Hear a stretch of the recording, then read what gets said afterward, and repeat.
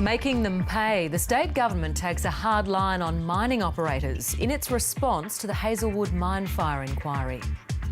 What occurred here was simply not good enough.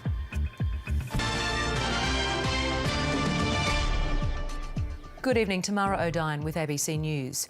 The state government has handed down its response to the Hazelwood mine fire inquiry and come down hard on the owners of the state's brown coal mines. It says the amount of money the companies pay for mine rehabilitation is woefully inadequate and has ordered them to pay tens of millions of dollars more. The government is also setting aside a further $51 million in this month's state budget to implement the inquiry's recommendations. Jean Edwards reports. Clearing the air in Morwell, 2 years on from its choking coal mine fire. What occurred here was simply not good enough. This community was abandoned when they needed the support and assistance of the government and its agencies most. In the fire's aftermath, the owners of the Hazelwood, Yallourn and Loy Yang mines are facing a dramatic increase in rehabilitation bonds. Yallourn's bond will go from $11 million to $68 million next year, Hazelwood's from $15 million to $73 million and Loy Yang's from $15 million to $112 million. It's not good enough for mine operators to be putting aside just a fraction of what it costs to keep their mines safe and to rehabilitate their mines at the end of their useful life. The government will also establish a special Latrobe Valley Health Zone, set up permanent air monitoring and test for coal ash contamination in roof cavities. The total cost of the Hazelwood mine fire has been estimated at more than $100 million, which has been borne by Victorian taxpayers, the local community and GDF Suez. And there's legal fallout too, with the mine owner vowing to vigorously defend a raft of air pollution and workplace safety charges. Many people still feel betrayed by the former Napthine government's handling of the disaster. Well, it was pretty disgusting. Not only did they turn and ignore us, they also turned around and lied to us. Certainly the previous coalition government had done all it could to ensure that the health of the people of Morwell and the Latrobe Valley was put first. Morwell's John Turner suspects smoke and ash from the mine fire made the pain he suffers worse. You feel as though a crime's been committed against you and the community that you live in. And, you know, I don't want to see them getting away with just walking roughshod over Morwell. Jean Edwards, ABC News, Morwell. This is WIN News.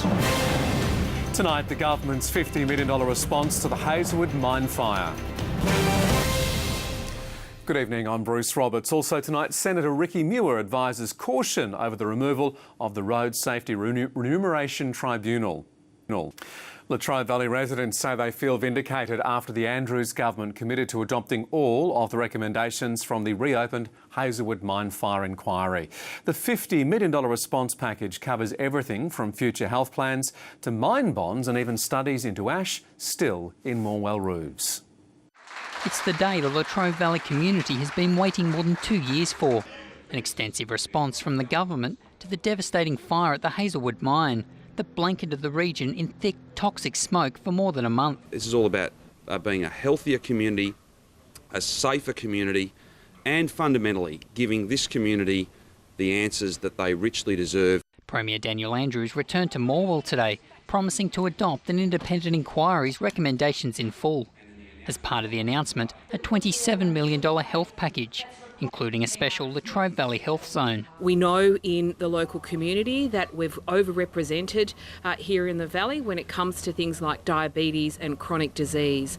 We know that there is a requirement for additional mental health services. The government also took aim at the bonds each of the mines paid to cover rehabilitation costs. It was very, very clear, and the recommendation was absolutely clear, that their current rehabilitation bonds that have been in place now for a couple of decades are woefully insufficient. Starting in June this year, each of the 3 mines will have to pay 50% of its value in bonds. That figure is expected to increase to 100% by January, until the state government can work out a more accurate way to determine the amount. Let's not have any of this talk that jobs are at risk. They're not at all. Safety comes first.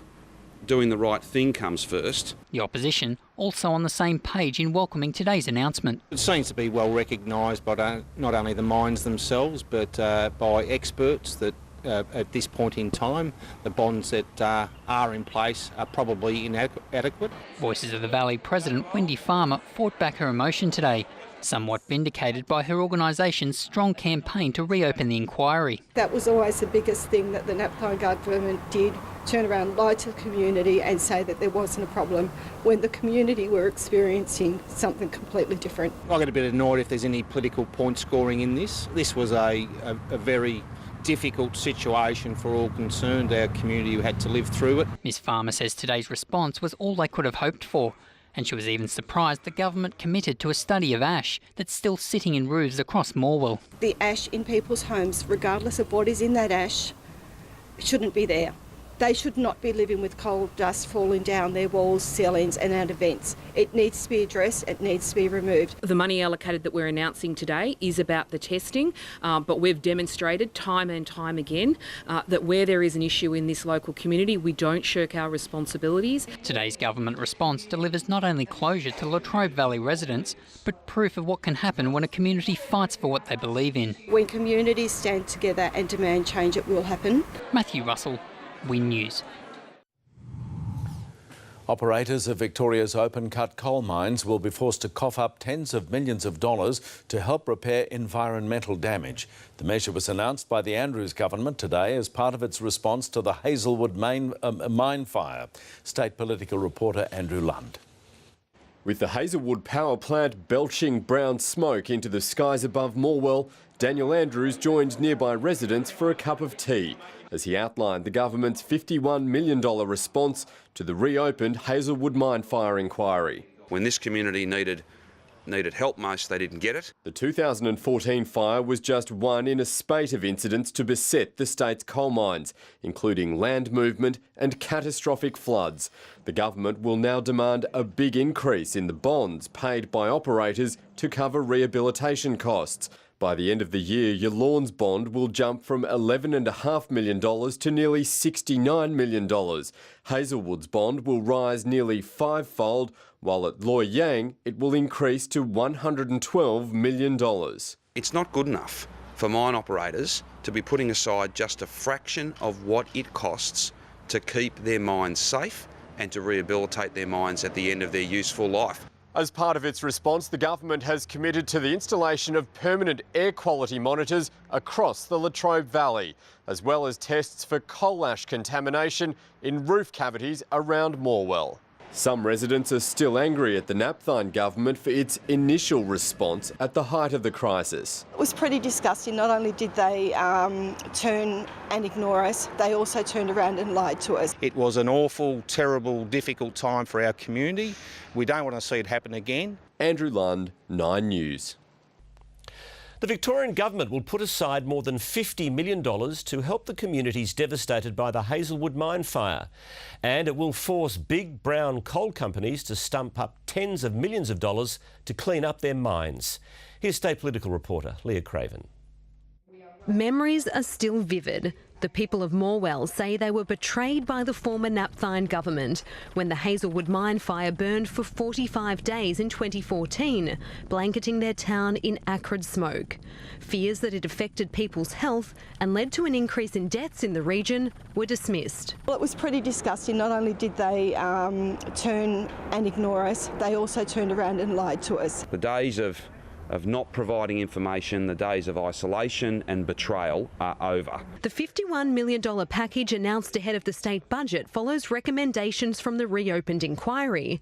It includes $27 million to establish a Latrobe Valley Health Zone to help locals improve health outcomes. We've overrepresented here in the valley when it comes to things like diabetes and chronic disease. There are also funds to test for ash contamination in the roof cavities of Morwell properties. There is still dust even now. But no money to help residents remove it. The government will also compel mining companies to pay tens of millions of dollars more in rehabilitation bonds to ensure there's adequate money set aside to clean up when mines shut down. It's not good enough for mine operators to be putting aside just a fraction of what it costs to keep their mines safe.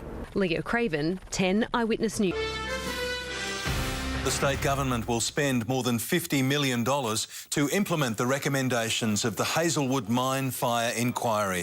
The funds will be used to establish permanent air quality monitoring sites and a Latrobe Valley Health Zone. This is all about being a healthier community, a safer community, and fundamentally giving this community the answers that they richly deserve. Operators will also be forced to pay millions of dollars to rehabilitate old coal mines. The Victorian Government's taken a hard line on mining operators in its response to the Hazelwood mine fire inquiry. Smoke from the 2014 fire at the open-cut mine forced some Morwell residents to leave their homes. Some say it made health problems already plaguing the town worse. There'll be $51.2 million in the upcoming state budget for a special health zone, and mine operators will have to fork out more money for site rehabilitation. Rachel Brown reports. Morwell residents say they feel vindicated by the big dollars that'll be spent to rehabilitate the region after the Hazelwood mine fire, which blanketed the town in acrid smoke for more than a month. Wendy Farmer is from Voices of the Valley. We could see the animals dying, we could see the people dying. When we approached the Victorian Government and told them that we felt there was an issue, could they please look into it? As I said, they turned their back and ignored the community. In fact, they stood up and said people did not die through this fire when we knew they had. An exhaustive inquiry into the fire at the open-cut coal mine in 2014 found it was likely it contributed to increased deaths in the Latrobe Valley, and it called on the government to improve health outcomes. Today, the Victorian Government has said it's adopting all 32 of the recommendations and will spend more than $50 million implementing them. Wendy Farmer says the Latrobe Valley powers Victoria, but its residents suffer for it. Unfortunately, we are the top of respiratory disease, heart disease and cancers. I don't think that's a proud history that we want to continue to have. The other thing was that the community has really called for is the air monitoring around, the towns of what we breathe every day. We look at it in the sky and we really don't know what is happening. It's been a massive ask to, for the community that we had proper air monitoring, and it's been promised today. Along with this, a Latrobe Valley Health Zone, the first of its kind in the country, will be set up to boost preventative services and screening and improve access to specialist services. Victoria's Health Minister, Jill Hennessy. It's really important that we design these new services with the local community.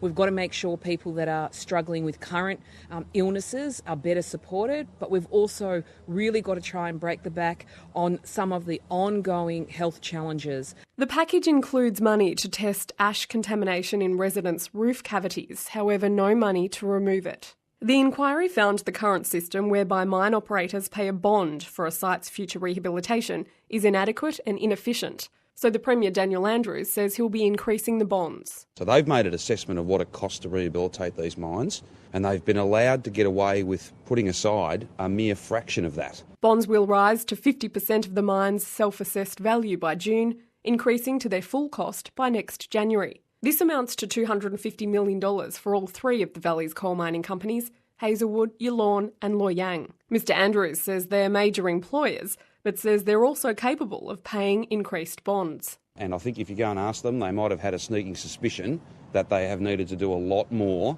for a very long time. Let's not have any of this talk that jobs are at risk. They're not at all.